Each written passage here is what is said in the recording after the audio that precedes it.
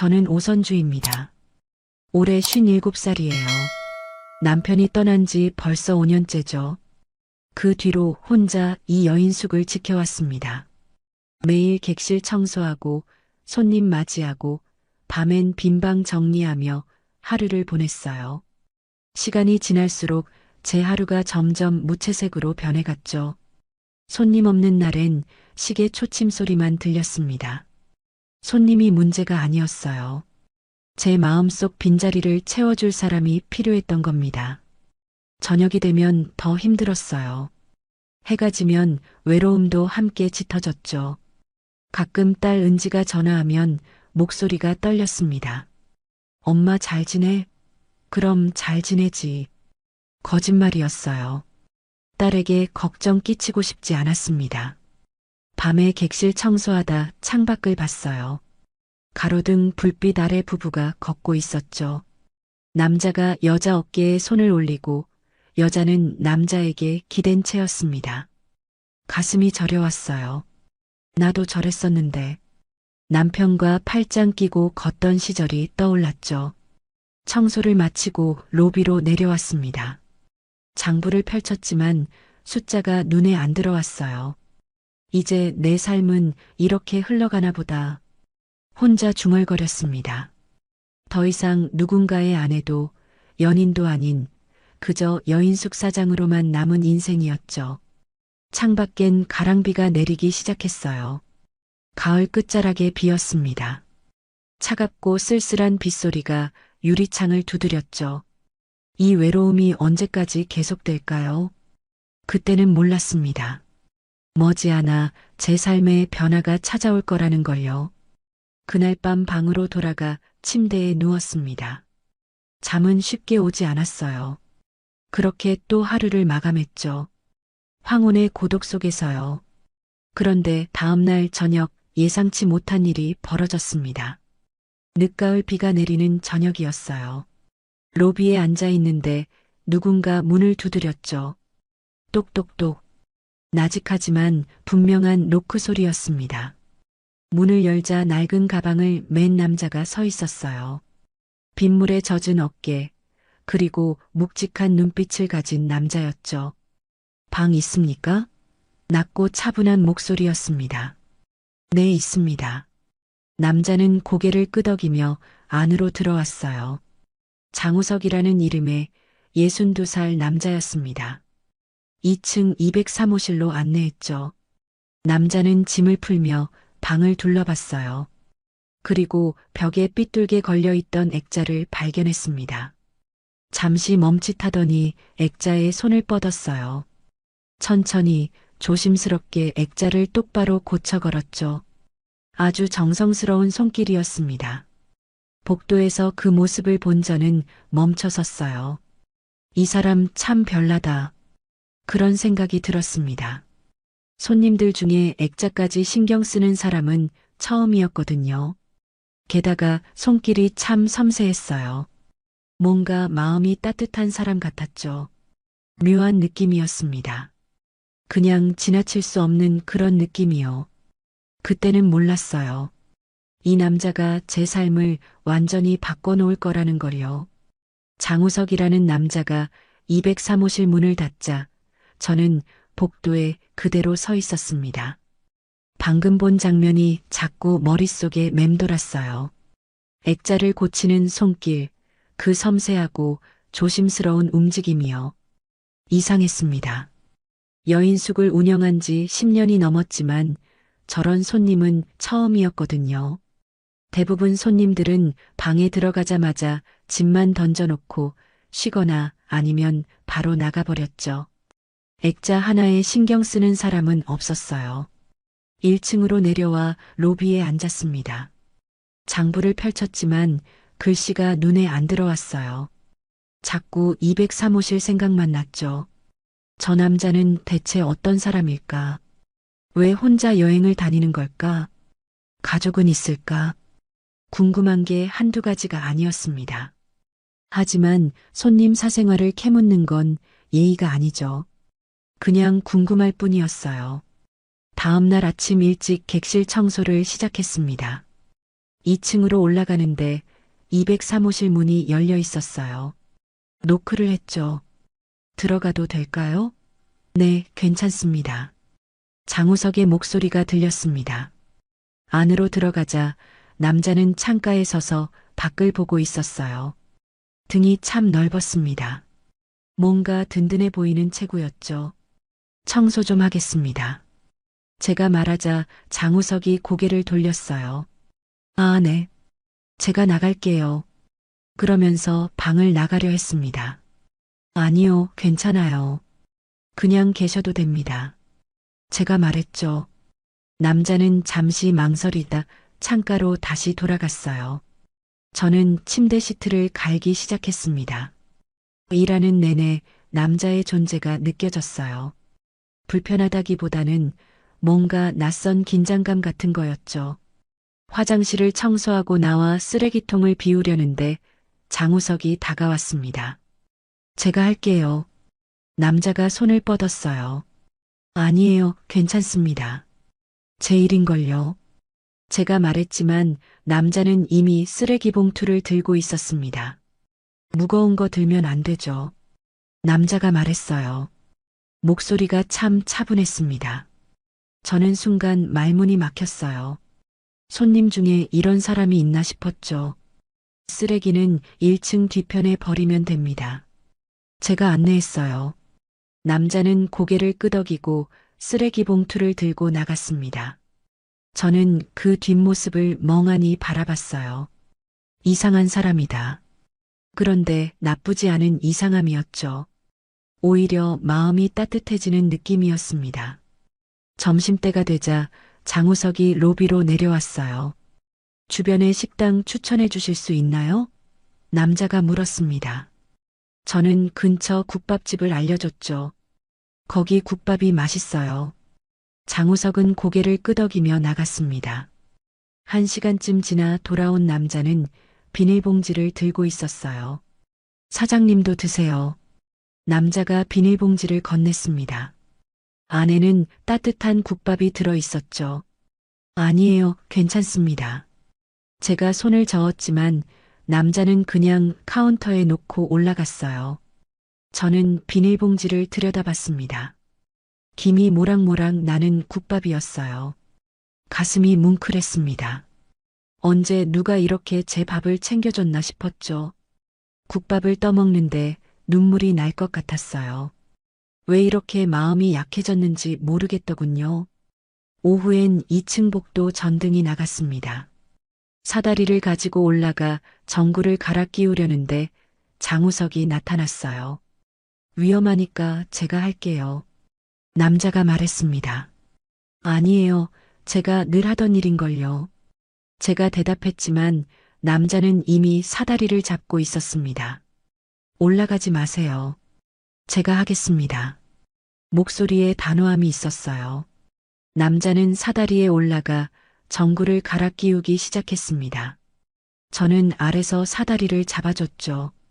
남자의 손놀림이 능숙했어요. 금방 전구를 갈아 끼웠습니다. 불이 켜지자 복도가 환해졌죠. 남자가 사다리에서 내려왔어요. 다 됐습니다. 장우석이 말했습니다. 고맙습니다. 제가 말했죠. 남자는 그냥 미소만 지었습니다. 저녁이 되자 단골 손님 박만호가 들어왔어요. 술 냄새가 진동했습니다. 사장님, 오늘도 혼자야? 박만호가 비틀거리며 다가왔죠. 저는 뒤로 물러섰어요. 손님, 취하셨네요. 방으로 들어가세요. 제가 말했습니다. 아이고, 뭐 그렇게 쌀쌀맞아. 박만호가 손을 뻗으려 했어요. 그때였습니다. 무슨 일이십니까? 계단에서 장우석의 목소리가 들렸어요. 박만호가 돌아봤죠. 누구야 당신?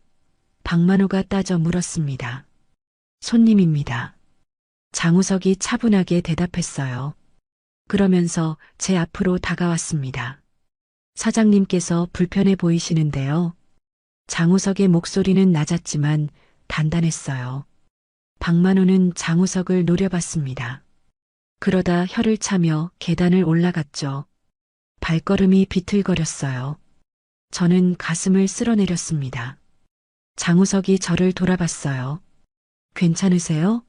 남자가 물었습니다. 네, 괜찮아요. 고맙습니다. 제가 대답했죠. 남자는 고개를 끄덕였습니다. 저 손님 자주 저러세요? 장우석이 물었어요. 가끔요. 술만 드시면 그래요. 제가 대답했습니다. 조심하셔야겠습니다. 남자가 말했죠. 그 말에 저는 아무 대답도 못했어요. 조심하라는 말을 들은 게 얼마만인지 모르겠더군요. 그날 밤 방으로 돌아가 누웠습니다. 오늘 하루가 자꾸 떠올랐어요. 쓰레기를 들어주던 손길, 국밥을 사다 준 마음, 전구를 갈아 끼워주던 모습, 그리고 박만호로부터 저를 지켜준 순간까지요. 이 사람은 대체 뭐지? 왜 이렇게 친절한 거지? 궁금했습니다. 하지만 동시에 마음 한편이 따뜻해졌어요. 오랜만에 느끼는 감정이었죠. 누군가 제 곁에 있다는, 제가 혼자가 아니라는 그런 느낌이었습니다. 다음 날 아침도 여느 때처럼 시작됐습니다. 청소 도구를 챙겨 2층으로 올라갔어요. 오늘은 203호실부터 청소하기로 했죠. 문 앞에서 노크를 했습니다. 청소 들어가겠습니다. 대답이 없었어요. 아마 외출하신 것 같았습니다. 마스터키로 문을 열고 안으로 들어갔죠. 방은 깔끔하게 정돈되어 있었어요. 침대는 이미 정리되어 있었고 수건도 가지런히 개켜져 있었습니다. 이 사람 참 깔끔하네. 그런 생각을 하며 청소를 시작했어요. 침대 시트를 갈고 화장실을 닦고 바닥을 쓸었죠. 일을 하는데 문득 창밖이 보였습니다. 날씨가 참 좋았어요. 햇살이 따스하게 들어왔죠. 청소를 마치고 나오려는데 방문이 열렸습니다. 장우석이 들어왔어요. 손에는 큰 짐가방을 들고 있었죠. 아, 청소 중이셨군요. 남자가 말했습니다. 네, 거의 다 끝났어요. 제가 대답했죠. 남자는 고개를 끄덕이며 안으로 들어왔습니다. 짐이 꽤 무거워 보였어요. 장우석은 짐가방을 옮기려 했습니다. 옷장 쪽으로 가려는 것 같았어요. 저는 청소 도구를 챙기고 있었죠. 그때였습니다. 남자가 뒤로 물러서는 순간 저도 뒤로 돌아서려던 참이었어요. 우리는 그대로 부딪혔습니다. 쿵! 둔탁한 소리와 함께 제 몸이 앞으로 쏠렸죠. 아차 싶었어요. 균형을 잃고 넘어질 것 같았습니다. 그런데 장우석의 팔이 제 어깨를 잡았어요. 순간 저는 남자의 가슴에 파묻히듯 안겼습니다. 넓고 묵직한 체구였어요. 단단한 느낌이었죠. 심장 소리가 들렸습니다. 제 것인지 남자의 것인지 구분이 안 갔어요. 시간이 멈춘 것 같았습니다. 몇 초였을까요? 아니면 더 길었을까요? 잘 모르겠어요. 그저 남자의 온기만 느껴졌습니다. 따뜻했어요. 오랜만에 느껴보는 온기였죠. 가슴이 두근거렸습니다. 심장이 터질 것 같았어요. 얼굴이 뜨거워졌죠. 죄송합니다. 장우석의 목소리가 들렸어요. 낮고 차분한 목소리였지만 어딘가 떨리는 느낌이었습니다. 남자가 저를 조심스럽게 일으켜 세웠어요. 손이 제 팔에 닿아 있었죠. 저는 얼굴을 들 수가 없었습니다. 부끄러웠어요. 아니, 부끄럽다기보다는 당황스러웠죠. 아니에요. 제가 조심했어야 했는데. 저도 모르게 말이 나왔습니다. 목소리가 떨렸어요. 왜 이렇게 떨리는지 모르겠더군요. 손을 보니 파르르 떨리고 있었습니다. 얼른 주먹을 쥐었어요. 남자가 눈치채지 못하게요. 괜찮으세요? 장우석이 물었습니다. 고개를 들어 남자를 봤어요. 남자도 당황한 표정이었습니다. 귀가 살짝 빨개져 있었죠. 그 모습을 보니 제 얼굴은 더 뜨거워졌어요. 네, 괜찮아요. 겨우 대답했습니다. 남자는 손을 놓았어요. 그제야 저는 한 발짝 물러섰죠. 정적이 흘렀습니다. 서로 아무 말도 하지 않았어요. 뭐라고 말해야 할지 몰랐습니다. 공기가 무거웠죠. 아니, 무겁다기보다는 이상했어요. 뭔가 전에 없던 감정이 흐르고 있었습니다. 말로 설명할 수 없는 그런 느낌이었죠. 저는 청소 도구를 집어들었습니다. 그럼 청소 다 끝났으니 나가겠습니다. 얼른 말하고 밖으로 나왔어요. 문을 닫고 복도에 섰습니다. 가슴이 아직도 두근거렸어요. 손을 가슴에 얹었죠. 심장이 미친 듯이 뛰고 있었습니다. 이게 뭐지? 왜 이러는 거지? 스스로에게 물었어요. 복도 창가로 가서 밖을 봤습니다. 바람을 쐬어야 할 것 같았어요. 얼굴이 너무 뜨거웠거든요.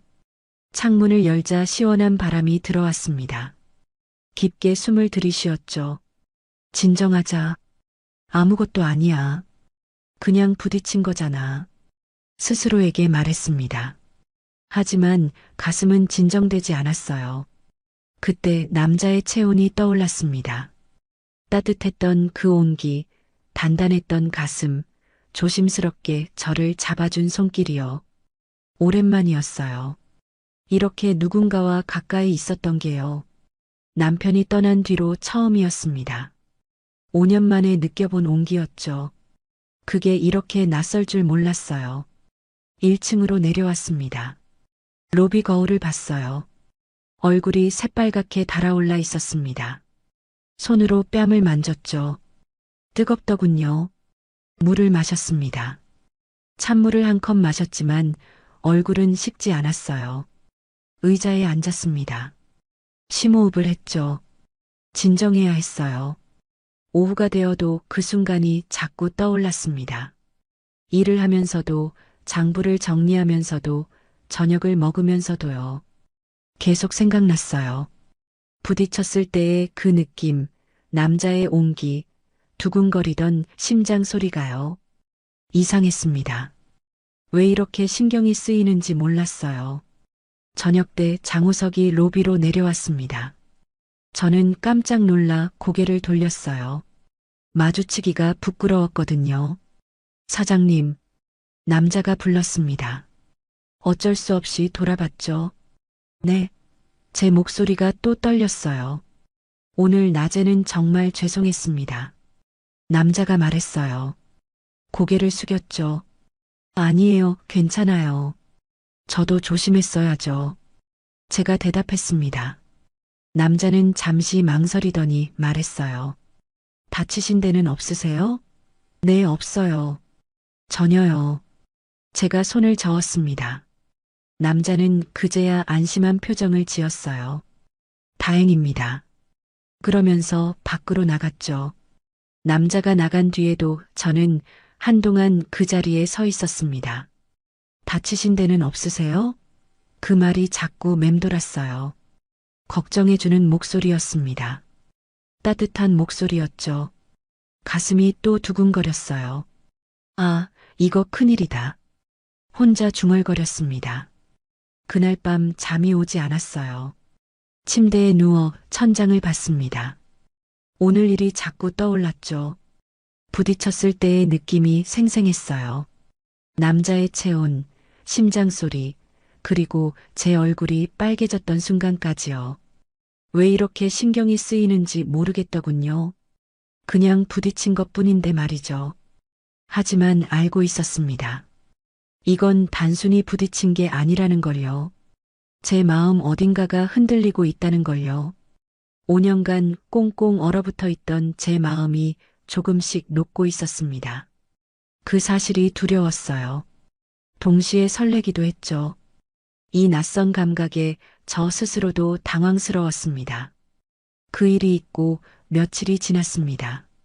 장우석은 여전히 203호실에 머물고 있었어요. 그런데 이상한 일이 생기기 시작했죠. 여인숙 곳곳이 조금씩 달라지고 있었습니다. 제가 손대지 않았는데 말이에요. 아침에 1층 화장실에 갔더니 수도꼭지가 고쳐져 있었어요. 며칠 전부터 물이 새서 걱정이었는데 말이죠. 누가 고쳤지? 의아했습니다. 로비로 나오니 삐걱거리던 문도 소리가 나지 않았어요. 언제 기름칠을 했지? 제가 한 기억은 없었죠. 복도를 걷다 장우석과 마주쳤습니다. 남자는 공구함을 들고 있었어요. 무슨 일이세요? 제가 물었죠. 3층 문고리가 헐거워서 조이고 있었습니다. 남자가 대답했어요. 그제야 알았습니다. 이 사람이 고쳐준 거였구나. 아니, 손님이 왜 그런 걸 하세요? 제가 말했습니다. 그냥 제가 할 일인데요. 장우석은 미소를 지었어요. 손님이라기보다 신세를 지고 있는 사람이니까요. 남자의 말에 제 가슴이 따뜻해졌습니다. 이런 손님은 처음이었어요. 점심때 전등이 나갔습니다. 로비 천장 전등이었어요. 사다리를 가져와야겠다 싶었죠. 그런데 장우석이 먼저 나타났습니다. 제가 할게요. 남자가 말했어요. 아니에요. 제가 하겠습니다. 제가 손을 저었죠. 하지만 남자는 이미 사다리를 가져오고 있었어요. 위험하니까 제가 하는 게 낫습니다. 장우석이 말했죠. 저는 더 이상 말리지 못했어요. 남자는 사다리에 올라가 전등 덮개를 열었습니다. 전기선을 만지기 시작했죠. 저는 아래서 사다리를 잡고 있었어요. 조심하세요. 제가 말했습니다. 그때였어요. 파직. 갑자기 스파크가 튀었습니다. 파란 불빛이 번쩍했죠. 저는 깜짝 놀라 비명을 질렀어요. 심장이 철렁 내려앉았습니다. 장우석을 올려다봤죠. 남자는 괜찮은지 손을 확인하고 있었어요. 괜찮으세요? 제 목소리가 떨렸습니다. 걱정이 됐어요. 다치면 어쩌나 싶었죠. 장우석이 내려다봤습니다. 괜찮습니다. 남자가 말했어요. 그리고는 미소를 지었죠. 괜찮습니다. 제가 있습니다. 그 말에 제 가슴이 뭉클했어요. 제가 있습니다. 그 한마디가 이렇게 큰 위로가 될 줄 몰랐습니다. 5년 동안 혼자 모든 걸 해결해 왔거든요. 전등도 수도꼭지도 문고리도 다 혼자 고쳤어요. 누구 하나 도와주는 사람 없이요. 그런데 이제는 누군가 제가 있다고 말해주는 겁니다. 보호받고 있다는 느낌이었어요. 안도감이 밀려왔죠. 남자는 전등을 다 고치고 내려왔습니다. 불이 환하게 켜졌어요. 다 됐습니다. 장우석이 말했죠. 고맙습니다. 정말 고마워요. 제가 말했습니다. 목소리에 감정이 실렸어요. 남자는 그저 고개만 끄덕였죠. 그때 계단에서 발소리가 들렸습니다. 박만호였어요. 술 냄새를 풍기며 내려오고 있었죠. 오, 사장님. 오늘은 남자랑 다정하네. 박만호가 비웃듯 말했습니다. 저는 눈살을 찌푸렸어요. 손님 취하셨어요. 제가 말했죠. 사장님, 이런 남자 믿다가 큰일 나요. 박만호가 장우석을 가리키며 말했습니다. 어디서 온지도 모르는 남자잖아요. 혹시 사기꾼 아니에요? 비아냥거리는 목소리였어요.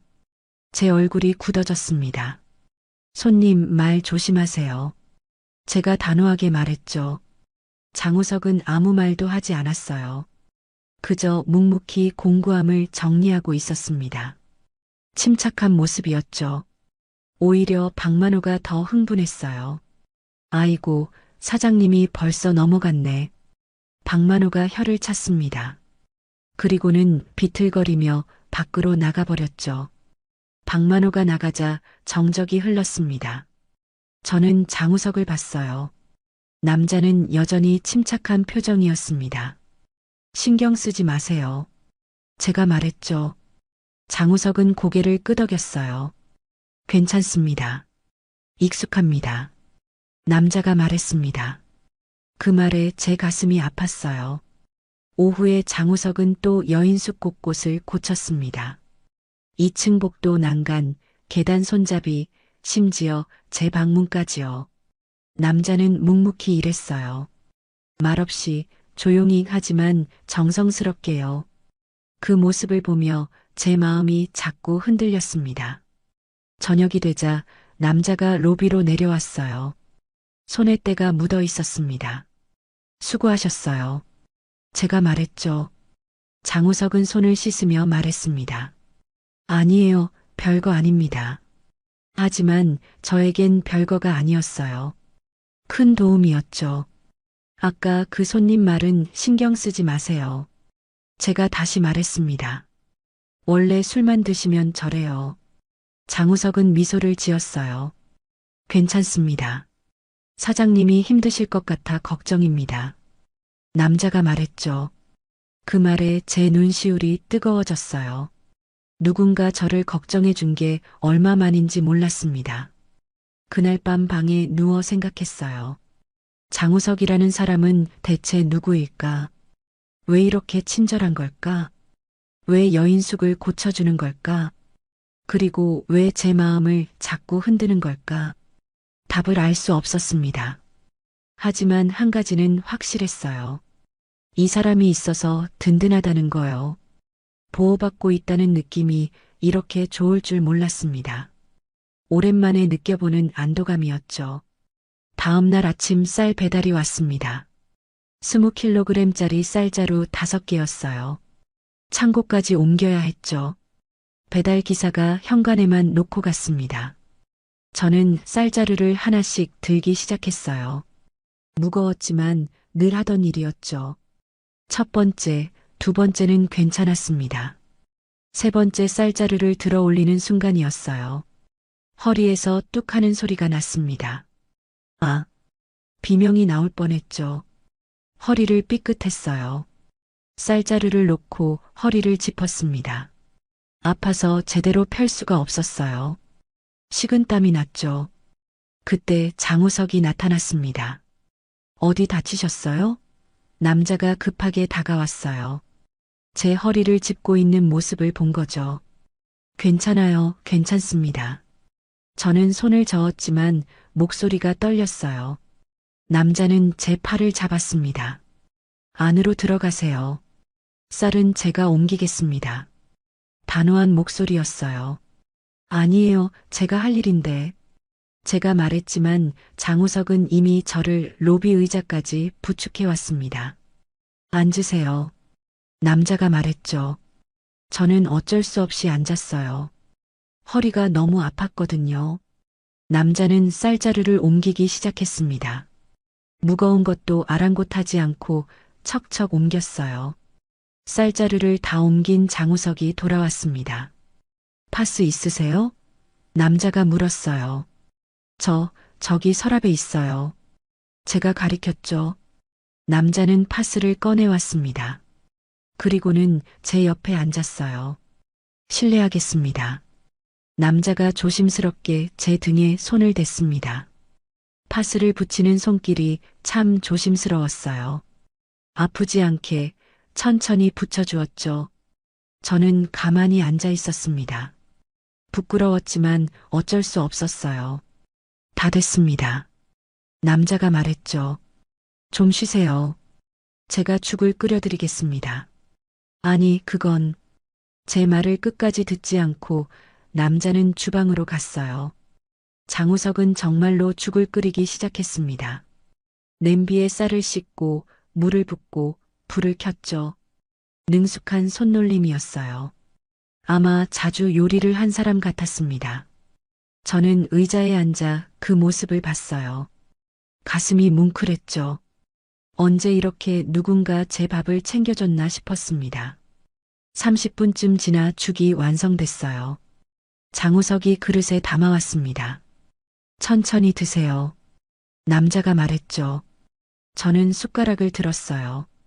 한 숟가락 떠먹었습니다. 따뜻했어요. 간도 딱 맞았죠. 맛있어요.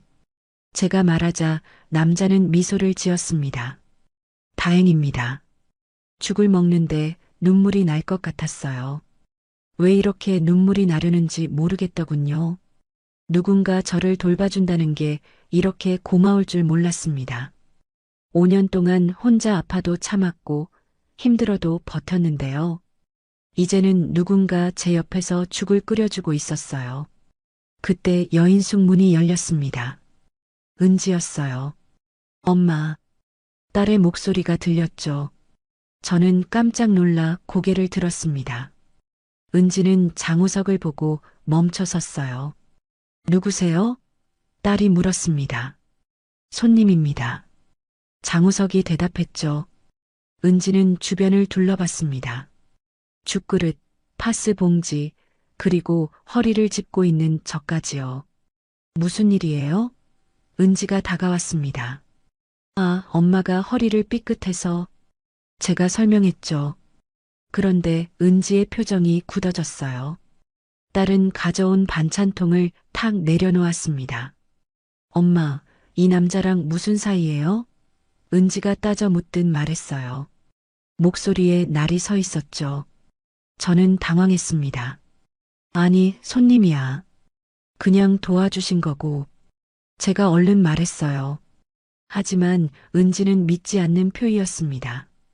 그냥 손님이 이렇게까지 해요? 정적이 흘렀습니다. 아무도 말하지 않았어요. 저는 뭐라고 대답해야 할지 몰랐죠. 장우석도 가만히 서 있었습니다. 은지는 저를 똑바로 봤어요. 엄마, 아빠 돌아가신 지 얼마나 됐다고. 딸의 목소리가 떨렸습니다. 은지야. 제가 불렀지만 딸은 고개를 저었어요. 엄마는 강해야 해요. 다른 남자한테 기대면 안 돼요. 은지가 말했죠. 그 말에 제 가슴이 아팠습니다. 딸의 마음을 알았어요. 걱정하는 거죠. 하지만 동시에 서러웠습니다. 저도 외롭다는 걸 딸은 모르는 것 같았어요. 손님, 장우석이 조용히 말했습니다. 오해하신 것 같은데 저는 그냥 도움을 드린 것뿐입니다. 남자의 목소리는 차분했어요. 은지는 장우석을 봤죠. 도움이요? 죽까지 끓여주면서요? 딸의 목소리에 비웃음이 섞여 있었습니다. 은지야, 그렇게 말하는 거 아니야. 제가 말했어요. 목소리에 힘을 줬죠. 딸은 저를 봤습니다. 눈에 눈물이 고여 있었어요. 엄마가 다시 다치면 어떡해요. 저는 엄마가 또 혼자 남겨질까봐 무서워요. 은지가 말했습니다. 그제야 알았어요. 딸이 무서워하고 있었다는 걸요. 저는 자리에서 일어났습니다. 허리가 아팠지만 참았어요. 은지에게 다가가 손을 잡았죠. 은지야, 엄마 괜찮아. 제가 말했습니다. 딸은 고개를 숙였어요. 울고 있었습니다. 저는 딸을 안았어요. 괜찮아, 다 괜찮아. 계속 말했죠. 장우석은 묵묵히 서 있었습니다. 떠나지도 말하지도 않았어요. 그저 조용히 제 곁을 지키고 있었죠. 그 모습이 고마웠습니다. 은지는 제 품에서 한참을 울었어요. 저는 딸의 등을 쓰다듬으며 생각했습니다. 제가 행복해질 자격이 있을까? 다시 누군가를 마음에 담아도 될까? 그 답을 아직 몰랐어요. 하지만 한 가지는 확실했습니다. 장우석이라는 사람이 제 곁에 있다는 것, 그것만으로도 제 마음은 따뜻해지고 있었죠. 은지가 돌아간 뒤 며칠이 지났습니다. 딸과의 관계는 여전히 어색했어요. 전화 통화도 전보다 짧아졌죠. 저는 그게 마음에 걸렸습니다. 하지만 어쩔 수 없었어요. 장우석은 여전히 여인숙에 머물고 있었고, 저는 점점 더 그 사람에게 마음이 가고 있었으니까요. 어느 날 밤이었습니다. 새벽 2시쯤 됐을까요? 잠에서 깼어요. 왠지 모르게 불안한 느낌이 들었죠. 귀를 기울였습니다. 아래층에서 무슨 소리가 들렸어요. 쿵쿵거리는 소리, 그리고 고함 소리였습니다. 저는 가운을 걸치고 방문을 열었어요. 복도에 나서자 술 냄새가 진동했습니다. 1층에서 들려오는 소리였어요. 계단을 내려갔죠. 로비에는 박만호가 비틀거리고 있었습니다. 의자를 발로 차고 탁자를 넘어뜨리고 있었어요. 완전히 취해 있었죠. 손님, 무슨 짓이에요? 제가 소리쳤습니다. 박만호가 저를 봤어요. 눈이 풀려 있었죠. 사장님, 나 화났어. 나한테 왜 그래? 박만호가 중얼거렸습니다. 술 취한 헛소리였어요. 방으로 들어가세요. 제가 단호하게 말했죠. 싫어, 안 가. 박만호가 소리쳤습니다. 그리고는 비틀거리며 보일러실 쪽으로 갔어요. 거기 가시면 안 됩니다. 제가 따라갔죠. 하지만 박만호는 이미 보일러실 문을 열고 들어갔습니다. 뭔가 불길한 예감이 들었어요. 잠시 뒤 연기 냄새가 났습니다. 타는 냄새였어요. 제 심장이 철렁 내려앉았죠. 불이야. 소리치며 보일러실로 뛰어갔습니다. 문을 열자 연기가 쏟아져 나왔어요. 박만호가 뭔가 건드렸던 거죠. 불길이 벽을 타고 올라가고 있었습니다. 박만호는 이미 밖으로 도망간 뒤였어요. 저는 소화기를 찾았습니다. 하지만 불은 이미 커지고 있었죠. 연기가 점점 짙어졌어요. 숨을 쉬기 힘들었습니다. 기침이 나왔죠. 눈도 따가웠어요. 119에 신고해야 했습니다. 휴대폰을 꺼내려는데 손이 떨렸어요. 연기 때문에 앞이 잘 안 보였죠. 로비로 나가려 했지만 연기가 복도까지 차올랐습니다. 길을 잃은 것 같았어요. 어디가 어딘지 구분이 안 갔죠. 바닥에 엎드렸습니다. 연기는 위로 올라간다는 걸 알고 있었어요. 기어서 나가야 했죠. 하지만 방향을 잃었습니다. 어디로 가야 할지 몰랐어요. 공포가 밀려왔습니다. 이대로 죽는 건 아닐까? 그런 생각이 들었죠. 선주 씨, 멀리서 장우석의 목소리가 들렸습니다. 여기 있어요. 제가 소리쳤죠. 목소리가 잘 나오지 않았어요. 기침만 계속 나왔습니다. 선주 씨, 목소리가 가까워졌어요. 연기 속에서 장우석의 모습이 보였습니다. 남자는 젖은 수건으로 코와 입을 막고 있었어요. 제게 다가와 손을 뻗었죠. 제 손을 잡았습니다. 단단하고 따뜻한 손이었어요. 제가 데리고 나가겠습니다. 장우석이 말했습니다. 목소리가 확신에 차 있었죠. 남자는 제 팔을 끌어당겨 일으켰어요. 그리고는 저를 부축하며 걷기 시작했습니다. 연기가 너무 짙어서 앞이 보이지 않았죠. 하지만 장우석은 길을 알고 있는 것처럼 걸었습니다. 흔들림 없이 꾸준히요. 계단을 내려가는데 비틀거렸어요. 장우석이 저를 붙잡았습니다. 괜찮습니다. 조금만 더요. 남자가 말했죠. 저는 남자의 팔을 꽉 잡았습니다. 놓치면 안 될 것 같았어요. 이 사람을 놓으면 살 수 없을 것 같았죠. 드디어 현관이 보였습니다. 문을 열고 밖으로 나갔어요. 찬 공기가 얼굴에 닿았습니다. 숨을 크게 들이쉬었죠. 기침이 계속 나왔어요. 장우석이 제 등을 두드려줬습니다. 천천히 숨 쉬세요. 남자가 말했죠. 119가 도착했습니다. 소방관들이 불을 끄기 시작했어요. 구급대원이 저를 살폈습니다. 연기를 많이 마셨지만 다행히 큰 부상은 없었죠. 장우석도 괜찮았어요. 저는 그제야 안도의 한숨을 쉬었습니다. 불은 30분 만에 꺼졌습니다. 보일러실이 많이 탔어요. 복도와 로비도 연기 자국이 남았죠. 하지만 다행히 건물 전체가 타지는 않았습니다. 저는 망연자실 서 있었어요. 여인숙이 이렇게 됐다는 게 믿기지 않았죠. 장우석이 제 옆에 서 있었습니다. 괜찮으세요? 남자가 물었어요. 저는 고개를 돌려 남자를 봤습니다. 눈물이 흘러내렸죠. 고마워요. 정말 고마워요. 제가 말했습니다. 목소리가 떨렸어요. 당신이 아니었으면 저는 말을 잇지 못했습니다. 당연한 일했습니다. 장우석이 말했어요. 그리고는 제 손을 잡았죠. 떨리는 제 손을 따뜻하게 감싸주었습니다. 이제 괜찮습니다. 제가 있으니까요. 남자가 말했어요. 그 순간 깨달았습니다. 이 사람 없으면 안 된다는 걸요. 5년 동안 혼자 살아왔습니다. 혼자서도 충분하다고 생각했어요. 하지만 아니었죠. 저는 누군가 필요했습니다. 옆에서 손 잡아줄 사람, 위험할 때 구해줄 사람, 함께 있어줄 사람이요. 그 사람이 바로 장우석이었습니다. 저는 남자의 손을 꽉 잡았어요. 놓고 싶지 않았습니다. 이 따뜻한 손을, 이 든든한 사람을 놓치고 싶지 않았죠. 눈물이 계속 흘렀습니다. 두려움 때문인지, 안도감 때문인지, 아니면 고마움 때문인지 잘 모르겠었어요. 아마 다 섞여 있었을 겁니다. 장우석은 아무 말 없이 제 손을 잡고 있었어요. 그것만으로도 충분했습니다. 화재 이후 일주일이 지났습니다. 여인숙은 복구 중이었어요.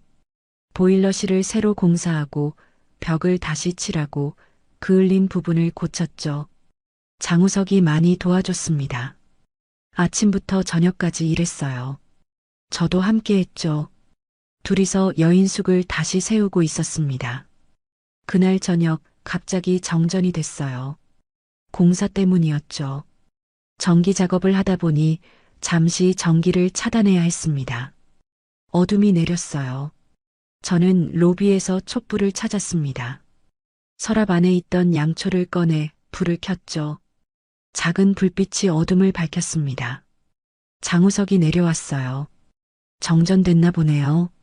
남자가 말했습니다. 네, 공사 때문이에요. 곧 복구될 거예요. 제가 대답했죠. 남자는 제 맞은편에 앉았습니다.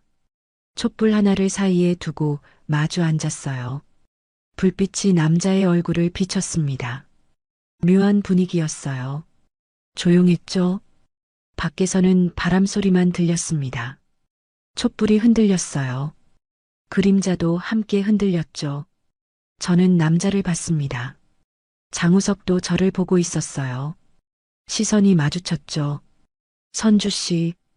장우석이 먼저 입을 열었습니다. 네. 제가 대답했어요. 남자는 잠시 망설이더니 말했죠. 제가 드릴 말씀이 있습니다. 목소리가 진지했어요. 저는 긴장했습니다. 가슴이 두근거렸죠. 저는 오래 혼자 살았습니다. 장우석이 말했어요. 아내를 일찍 떠나보냈죠. 그 뒤로 혼자였어요. 외로웠지만 견딜만 했습니다. 남자의 목소리가 낮아졌어요. 그런데 이 여인숙에 오고 나서 달라졌습니다. 선주 씨를 만나고 나서요. 제 심장이 더 빨리 뛰었습니다. 남자의 말을 듣는데 숨이 막혔어요. 장우석은 계속 말했습니다. 선주 씨는 강한 분입니다. 혼자서도 이 여인숙을 지켜왔죠. 하지만 외로워 보였어요. 저와 똑같이요. 남자가 저를 봤습니다. 눈빛이 따뜻했어요. 저는 생각했습니다. 장우석이 말했죠. 이제 남은 생을 어떻게 살아야 할까? 그냥 혼자 떠돌다 끝낼까? 아니면 누군가와 함께 걸어갈까? 남자가 손을 뻗었어요. 제 손 위에 남자의 손이 얹어졌습니다. 따뜻했죠. 선주 씨, 남은 생 함께 걸어가고 싶습니다. 장우석이 말했어요. 목소리가 떨렸습니다. 저와 함께 해주시겠습니까? 남자가 제 손을 꽉 잡았죠. 저는 말문이 막혔습니다. 눈물이 흘러내렸어요. 가슴이 뭉클했습니다. 이렇게 고백을 받은 게 얼마만인지 몰랐어요. 아니, 이런 진심 어린 고백은 처음인 것 같았습니다. 남편과의 사랑도 좋았지만 이건 달랐어요. 황혼의 나이에 서로의 외로움을 아는 사람끼리의 고백이었죠. 더 깊고 더 절실했습니다. 저도 제가 입을 열었어요. 목소리가 떨렸습니다. 저도 외로웠어요. 혼자서는 버틸 수 없을 것 같았죠. 눈물이 계속 흘렀습니다. 그런데 당신이 왔어요. 제 곁에 머물러 줬죠. 저는 남자의 손을 잡았습니다. 내 마음도 그래요. 함께 하고 싶어요. 장우석의 눈에도 눈물이 고였습니다. 남자는 제 손을 두 손으로 감싸 쥐었어요. 고맙습니다. 남자가 말했죠. 정말 고맙습니다. 우리는 그렇게 손을 잡고 있었어요. 촛불만이 우리를 비추고 있었죠. 그때였습니다. 현관문이 열렸어요. 은지였습니다. 엄마, 딸의 목소리가 들렸죠. 저는 깜짝 놀라 고개를 들었어요. 은지는 우리를 보고 멈춰 섰습니다. 손을 잡고 있는 우리를요. 딸의 표정이 굳어졌습니다. 엄마, 은지가 다시 불렀어요. 목소리가 떨렸죠. 저는 손을 놓으려 했습니다. 하지만 장우석이 제 손을 놓지 않았어요. 오히려 더 꽉 잡았죠. 남자는 은지를 봤습니다. 침착한 표정이었어요. 은지는 천천히 다가왔습니다. 우리 앞에 섰죠. 딸은 저를 봤습니다. 그리고 장우석을 봤어요. 다시 저를 봤죠. 입술을 깨물고 있었습니다. 눈에 눈물이 고여 있었어요. 엄마가 행복하세요? 은지가 물었습니다. 저는 대답을 못했어요. 뭐라고 말해야 할지 몰랐죠. 은지는 고개를 숙였습니다. 저는 무서웠어요. 딸이 말했죠. 엄마가 또 혼자 남겨질까 봐요. 아빠처럼요. 은지야. 제가 불렀습니다. 딸은 고개를 들었어요. 눈물이 뺨을 타고 흘렀죠. 하지만요. 은지가 말했습니다. 엄마가 외로워하는 것도 무서워요. 혼자 우는 엄마를 보는 게 더 무서웠어요. 저는 자리에서 일어났습니다. 은지에게 다가가 안았어요. 딸은 제 품에서 울었습니다. 저도 울었죠. 미안해. 엄마가 미안해. 제가 말했습니다. 걱정시켜서 미안해요.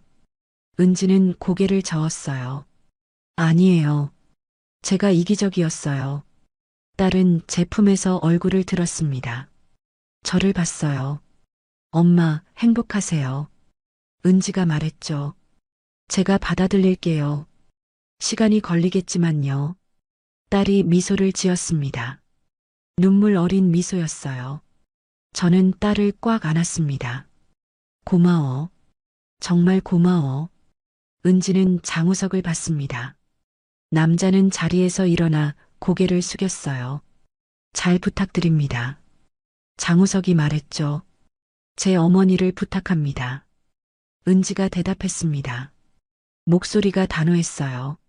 남자는 고개를 끄덕였습니다. 명심하겠습니다. 그날 밤 전기가 복구됐습니다. 불이 환하게 켜졌어요. 하지만 저는 촛불이 더 좋았습니다. 그 작은 불빛 아래서 고백을 나눴으니까요. 그리고 딸의 축복을 받았으니까요. 제 인생의 새로운 시작이 찾아온 밤이었습니다. 더 이상 혼자가 아니었어요. 이제 함께 걸어갈 사람이 생겼죠. 그 사실만으로도 제 가슴은 벅차올랐습니다. 여인숙 복구가 끝났습니다. 한 달이 걸렸어요. 새로 칠한 벽은 깨끗했고 고쳐진 보일러실도 말끔했죠.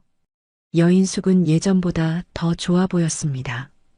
장우석과 함께 일군 결과였어요. 그 과정에서 우리는 더 가까워졌죠. 어느 날 아침이었습니다. 203호실 문이 열려 있었어요. 안을 보니 장우석이 짐을 싸고 있었습니다. 가방에 옷을 넣고 세면도구를 챙기고 있었죠. 제 가슴이 철렁 내려앉았어요. 떠나시는 거예요? 제가 물었습니다. 장우석은 잠시 멈췄어요. 저를 봤죠.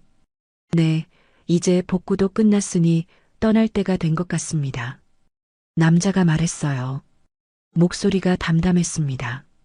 하지만 손은 떨리고 있었죠. 짐을 싸는 손이 자꾸 멈췄어요. 저는 문 앞에 서서 남자를 봤습니다. 가슴이 답답했어요. 떠나면 안 되는데 함께 있기로 했잖아요. 그런 생각이 들었죠. 하지만 입이 떨어지지 않았어요. 뭐라고 말해야 할지 몰랐습니다. 그저 남자를 바라만 봤죠. 장우석은 짐을 다 쌌습니다. 가방 지퍼를 닫았어요. 그리고 방을 둘러봤죠. 한 달 넘게 머문 방이었습니다. 남자의 표정이 씁쓸해 보였어요. 떠나고 싶지 않은 것 같았죠. 하지만 가방을 들었습니다.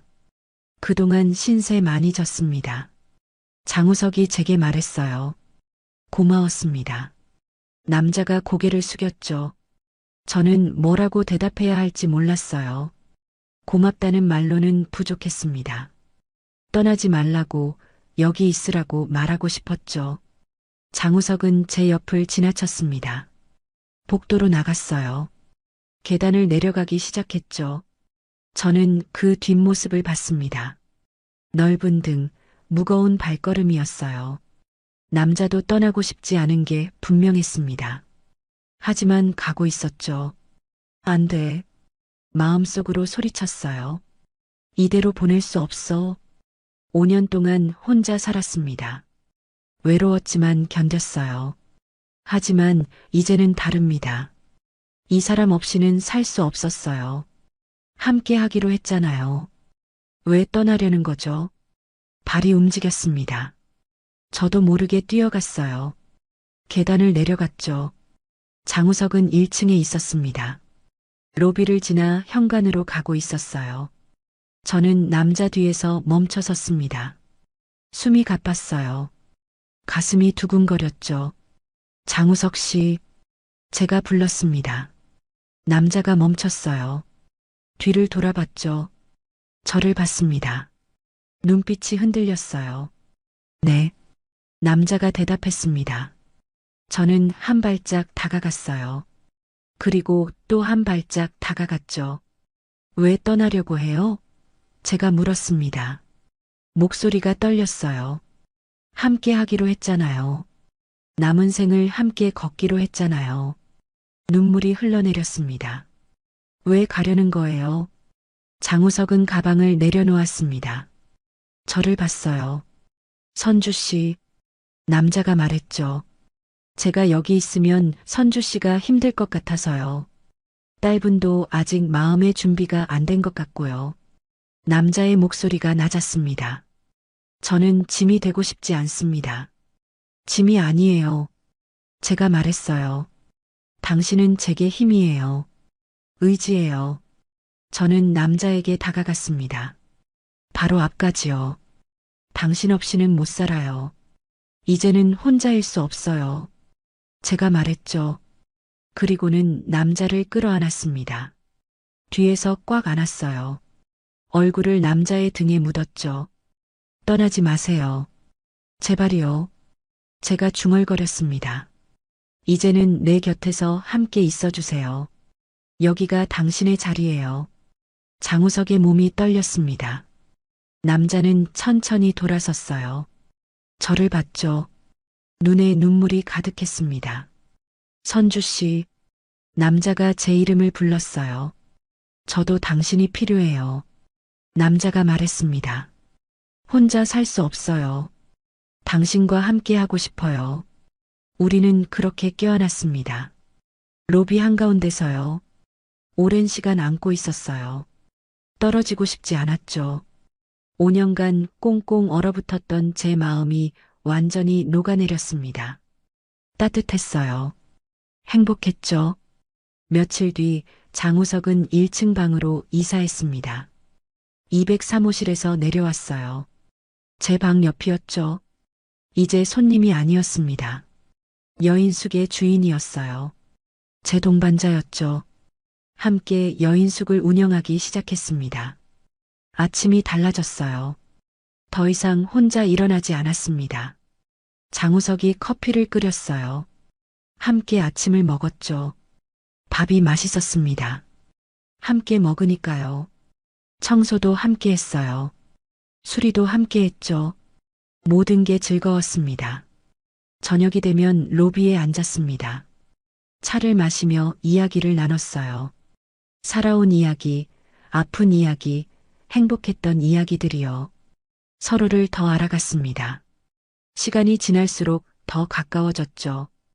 은지도 가끔 찾아왔습니다. 처음엔 어색해했어요. 하지만 점점 장우석에게 마음을 열었죠. 남자가 진심으로 저를 아낀다는 걸 알았으니까요. 딸도 이제는 웃으며 인사했습니다. 잘 부탁드려요. 은지가 말했죠. 여인숙은 변했습니다. 더 이상 쓸쓸한 공간이 아니었어요. 웃음소리가 가득했죠. 손님들도 느꼈습니다. 여기 분위기 참 좋네요. 손님들이 말했어요. 사장님들 보기 좋습니다. 그런 말을 들으면 가슴이 뿌듯했죠. 밤이 되면 장우석과 손을 잡고 걸었습니다. 여인숙 주변을요. 별이 빛나는 밤이었어요. 남자의 손은 따뜻했습니다. 단단했죠. 이 손을 놓지 않으리라 다짐했어요. 남은 생을 함께 걸어가리라 약속했죠. 57세에 찾은 새로운 사랑이었습니다. 늦은 나이에 만난 동반자였어요. 하지만 늦지 않았습니다. 오히려 딱 맞는 시기였죠. 서로의 외로움을 알고 서로의 아픔을 이해하고 서로를 진심으로 아끼는 사랑이었으니까요. 황혼의 동반자, 그게 바로 우리였습니다. 여인숙은 이제 사랑의 보금자리가 됐어요. 우리의 보금자리요. 보금자리요. 보금자리요. 보금자리요.